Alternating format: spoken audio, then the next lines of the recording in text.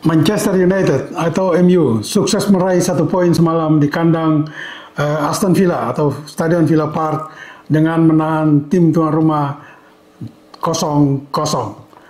Dan apa yang membuat MU kali ini bisa meraih poin di kandang Aston Villa padahal mereka hadir dalam kondisi yang sangat krisis, kondisi yang sangat tidak nyaman karena berbagai prestasi atau kinerja sebelum ini baik di Liga Primer maupun di kancah antar klub Eropa.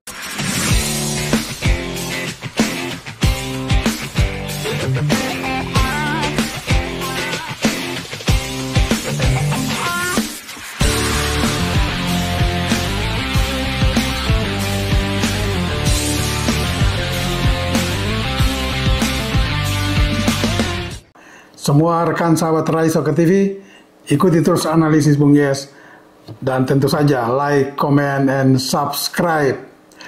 Ya memang kita perlu galau terutama bagi pendukung Manchester United, tim yang di periode Alex Ferguson sangat superior di Liga Inggris maupun Liga atau kancah antar klub Eropa. Namun paling tidak dalam 1 dekade terakhir prestasi MU turun naik di Liga Primer.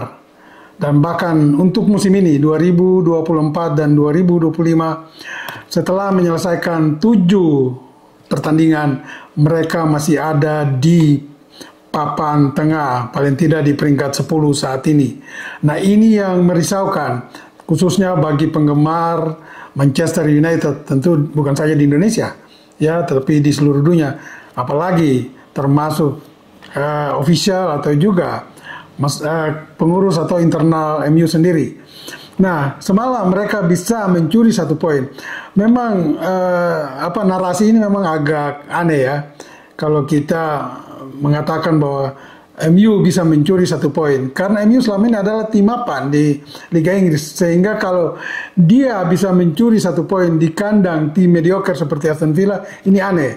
Tapi memang itu fakta. Karena kondisi MU saat ini memang tidak meyakinkan untuk bisa dengan mudah atau dengan gampang meraih poin atas tim tuan rumah atau ketika MU bermain keluar kandang.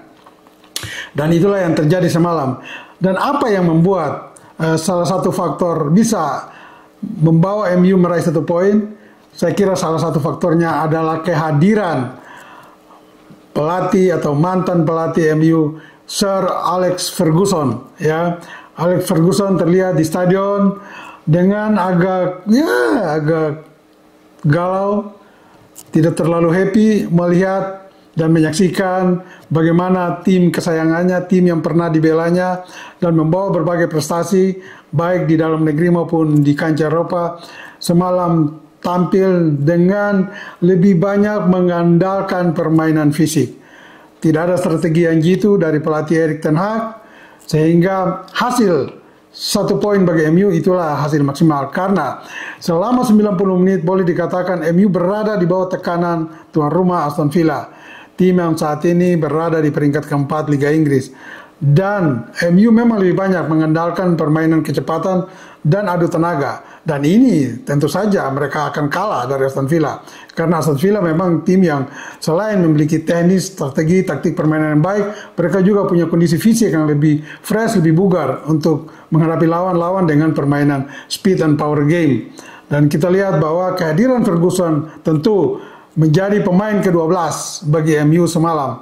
Sehingga bisa saja Bruno Fernandes dan teman-teman termotivasi untuk tampil habis-habisan paling tidak di depan Sir Alex Ferguson, sekaligus mengangkat kepercayaan diri seluruh pemain agar bisa tampil lebih baik paling tidak nanti di pekan ke-8 2 pekan mendatang. Nah kita lihat bahwa selama 90 menit memang MU banyak ditekan dan ini terlihat sehingga mereka bisa mendapat 4 kartu kuning dari 5 kartu kuning yang dikeluarkan oleh wasit. 1 bagi Aston Villa, 4 bagi Manchester United. Masih untung oleh Manchester United.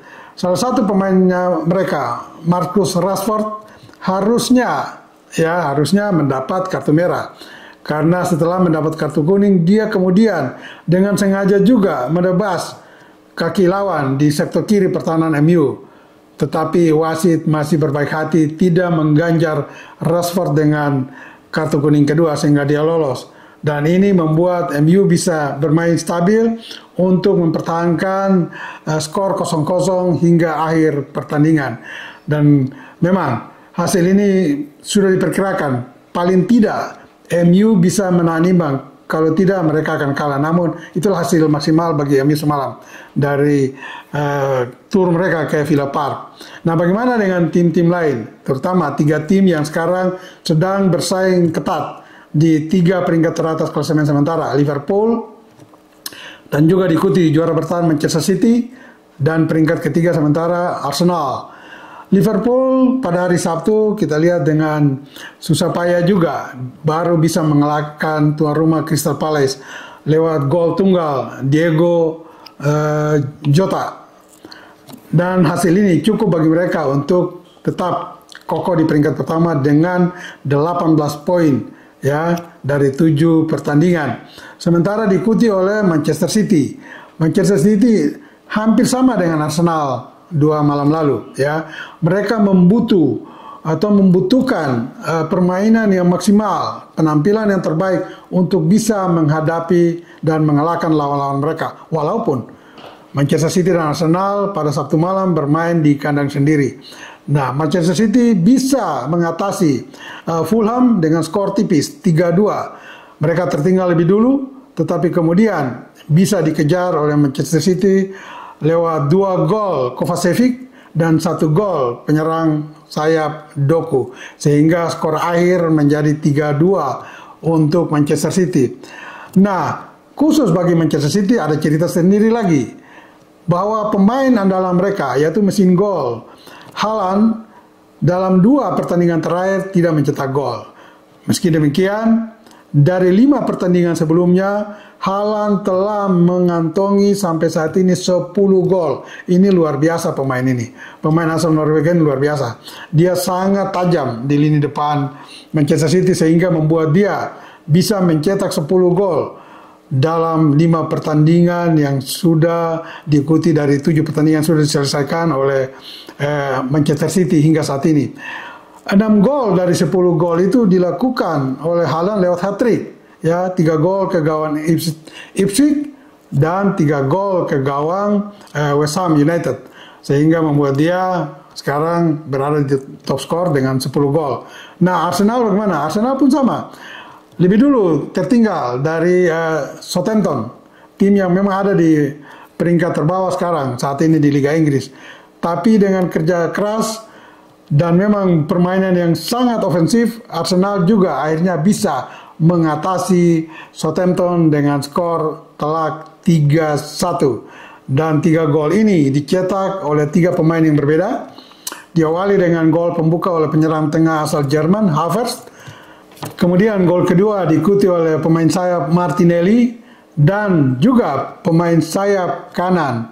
Kalau Martinelli di kiri, ini di kanan ada Bukayo Saka dari Inggris mencetak gol ketiga dan menutup kemenangan Arsenal dengan skor 3-1. Hasil ini tentu membuat persaingan ya terutama di papan atas 3 besar masih ketat karena Liverpool memimpin dengan 18 poin diikuti oleh Manchester City 17 poin dan juga Arsenal dengan 17 poin.